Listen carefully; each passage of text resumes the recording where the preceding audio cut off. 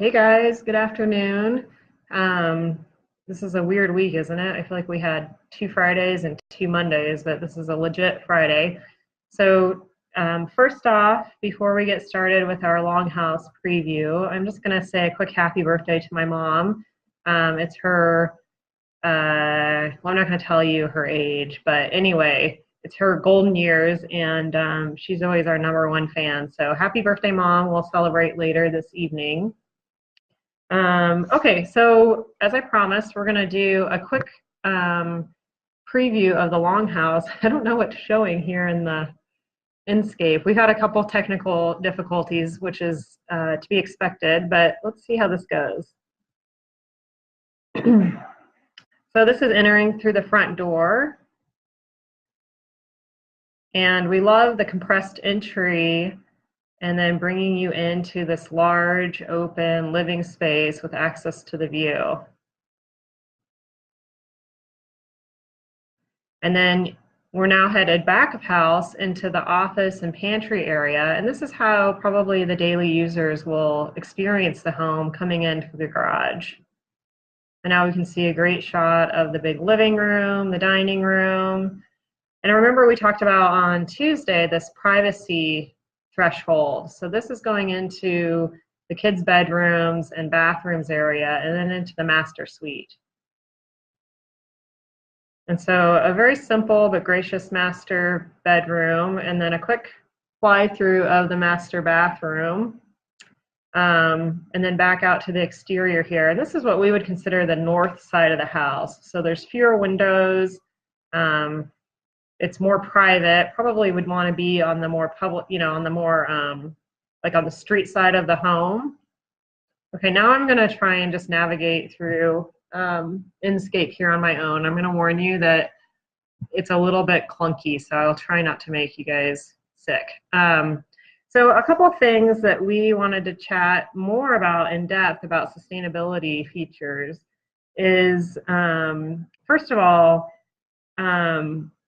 when we look at sustainability, we look at buildings that really are quite beautiful, that are going to last for a long time. We strongly feel that if a home isn't beautiful, if it isn't a great space, people aren't going to want to take care of it for hundreds of years. And this was really,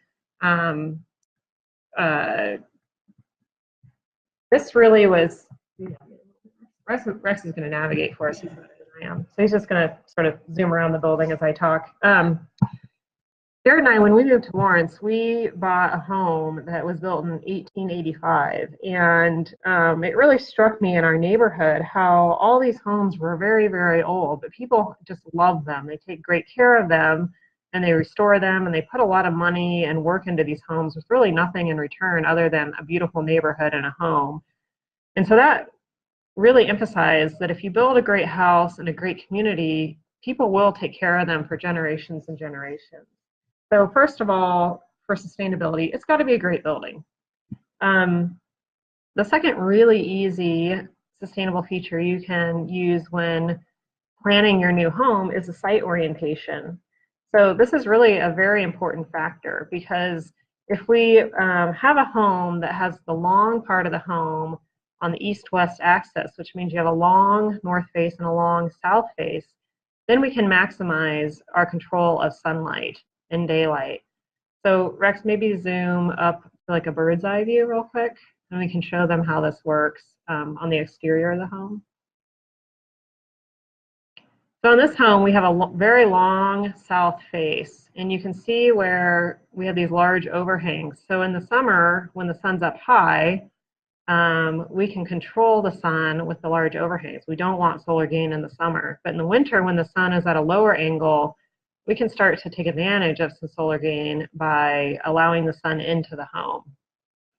And then you'll notice our garage face is on what would be the east side, and that's the east and the west sides of homes. It's very difficult to control the sunlight because it's a horizontal light. So our overhangs don't do a lot for us on the east and west. So we put areas, more solid walls on the east and west that can be insulated, that don't require shading. And that ties right into passive heating and cooling. So, we asked the question, what if in the Midwest here where, it's been over 100 degrees all week, and then in the winter it can get down into the, minus teens for a couple days. What if you only had to turn your heating and cooling on 2 to 3 months out of the year on these extreme weather days? That's really what passive design is all about, and zero energy homes are all about.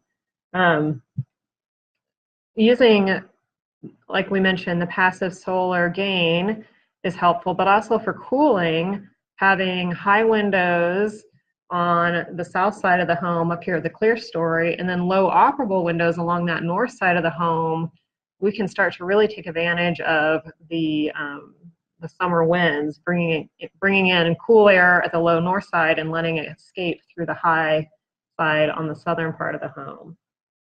Also, a very tight building construction is really important. So using larger, thicker walls, 2x8 construction, with either batt insulation or foam-filled insulation is going to make a huge difference. I often compare it to like a really great winter coat. It doesn't matter how much heat you produce. If you have a poor coat, it's just going to all escape. Well, a home's the same way. A home's walls are like their winter coat. So if you have a very well-insulated, tight exterior, all of that heating and energy and cooling is going to stay in the home for longer, which requires less load. And then lastly, just another simple thing we can do for all of our homes is passive daylighting. So in the longhouse, we have operable windows and windows in every part of the living space. In areas that we don't have access to exterior light, like the laundry room or the children's bedroom here, we can add a skylight, or like we've done here, we've added transom windows up high that are going to borrow light from that hallway and bring it into the rooms. So this just means that during the day when we're awake, which is most of the time we're using our home, we don't need to use lights as much. We can just use natural daylight to light the home, so requiring less energy overall for the life of the home. At night, of course, we'll need to turn some lights on, but for most of the waking hours when we're active in our house, we should be able to use very minimal lights, maybe just a little bit of task light for reading or cooking at the kitchen or something. So I'll wrap it up here because I know we're all anxious to get off to lunch and get on with our Friday and our actual real weekend. Those are a few quick, easy strategies. On Monday, we'll have a blog post with all of these listed in a lot more detail. And then the video will be ready on the website as well. So thanks for joining us today. Have a great weekend. And we're excited here in Lawrence because it's only going to be, 93 this weekend. So it's like a cool streak for us. All right, take care, guys. See you later. Bye.